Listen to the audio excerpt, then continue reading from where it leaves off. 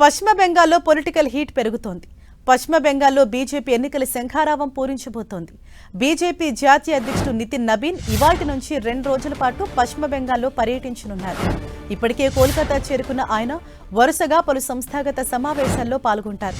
పార్టీని క్షేత్రస్థాయి నుంచి బలోపేతం చేయడం, ప్రస్తుత కార్యకలాపాలను సమీక్షించడం, కార్యకర్తల మధ్య సమన్వయాన్ని మెరుగుపరచడంపై ఈ సమావేశాల్లో చర్చించనున్నారు.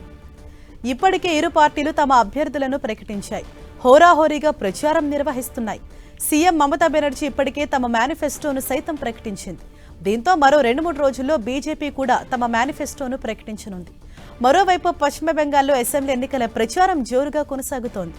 గెలిపే లక్ష్యంగా అభ్యర్థులు జోరుగా ప్రచారం నిర్వహిస్తున్నారు. కోల్కతా మేయర్ టీఎంసీ నేత ఫిర్హాద్ హకీం ఎన్నికల ప్రచారంలో పాల్గొన్నారు.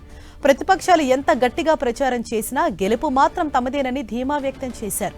ఈ అసెంబ్లీ ఎన్నికల్లో మరోసారి టీఎంసీనే గెలుస్తుందని ధీమా వ్యక్తం చేశారు టీఎంసీ నేత ఫిర్హాద్ హకీం.